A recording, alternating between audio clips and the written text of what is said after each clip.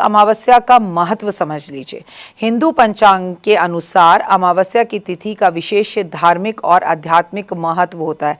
हर महीने आने वाली अमावस्या पितरों की शांति, शुद्धि और पुण्य कर्म के लिए बेहद शुभ मानी जाती है। इतना ही नहीं, अमावस्या की तिथि बेहद ज्यादा शुभ होती है महालक्ष्मी की पूजा के लिए। अरे भूल गए, दिवाली की रात को अमावस्या होती है, तो ये तिथि महालक्ष्मी को समर्पित है।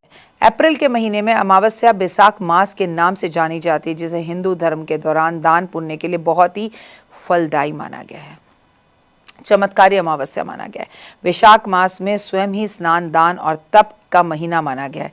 माना जाता है, मान्यता है कि इस दिन किए गए धार्मिक कार्यों से पितृदोष शांति होती है और पूर्वजनों का आशीर्वाद प्राप्त होता है। बैसाख मास की अमावस्या पर रात में करे जाने वाले उपाय। तर्पण। अमावस्या की रात में अपने पितरों का तर्पण रात में नहीं, संध्या के टाइम पे जब सूर्य अस्त हो रहा हो उस टाइम पे गोधूली बेला में ध्यान पर जल अर्पित करने से आपको काले तिल, जौ, कुशा का उपयोग करना चाहिए और दक्षिण दिशा में मुख कर पितरों का नाम लेते हुए धीरे धीरे जल छोड़ना चाहिए। ऐसे उनकी आत्मा को शांति मिलती है और आपके घर से पितृदोष खत्म होता है। दीपदान। रात के समय में पीपल के पेड़ के नीचे सरसों के तेल का दीपक जरूर जलाएं। घर के बाहर दक्षिण दिशा की तरफ सरसों के तेल का दिया जरूर जलाएं। गलतियों के लिए क्षमा मांगे, याचना करें, आशीर्वाद मांगे भगवान से और अपने पितरों से भी आशीर्वाद मांगे। भोजन अर्पित। अपने पितरों से निमित्त भोजन तैयार करें और उनकी पसंदीदा चीज़ों को शामिल करें। इस भोजन में किसी गरीब या ज़रूरतमंद व्यक्ति को दान करें। अगर हो पाए तो ब्राह्मण को भोजन कराएं। ऐसा माना जाता है कि इससे भोजन सीधे पितरों तक पहुंचता है। दान करें। अमावस्या की रात को अपनी क्षमता के अनुसार दान करना चाहिए, बहुत फलदायी होता है। आपको वस्त्र, अन्न, धन, कोई भी उपयोगी वस्तु दान करनी चाहिए। पितरों के नाम से किया गया दान तर्पण कर आप संकल्प करें और फिर छोड़ें। पितृ स्तोत्र का पाठ, पितृ गायत्री का पाठ इसे कहते हैं। आपको अपने पितरों के लिए पितृ गायत्री का पाठ करवाना चाहिए। आपको अपने पितरों के लिए गीता का पाठ करवाना चाहिए।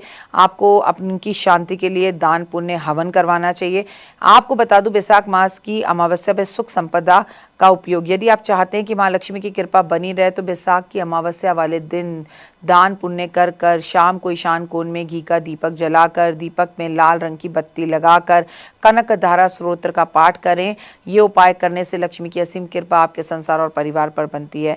मैं आपको बता दूं, बैसाख अमावस्या के दिन भगवान शिव की पूजा बहुत ही लाभदायक होती है। इस दिन स्नान के बाद गाय के कच्चे दूध पर से भगवान शिव का अभिषेक करें। ऐसा करने से सौभाग्य में वृद्धि होती है और भोलेनाथ की अति कृपा आप पर बनती है और रुके हुए काम रुकावटें दूर होती है। इस दिन सुबह सवेरे स्नान आदि कर कर आपको 108 बार पीपल के पेड़ की परिक्रमा करनी चाहिए और 108 लोटे पीपल के पेड़ पर चीनी वाला जल देना चाहिए। बैसाख मास की जो अमावस्या है, घड़ा मटका, बैसाख अमावस्या पर घड़ा और मटका दान करने से पुण्य की प्राप्ति होती है। घड़े का दान करने से पितरों की आत्मा को शांति मिलती है। उसे पानी से भरना बिल्कुल ना भूलें।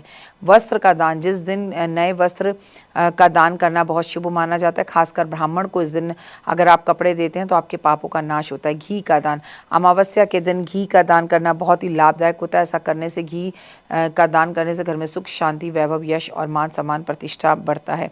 चावल का दान, बैसाख अमावस्या पे जरूरतमंद लोगों को चावल का दान बहुत ही शुभ माना जाता है।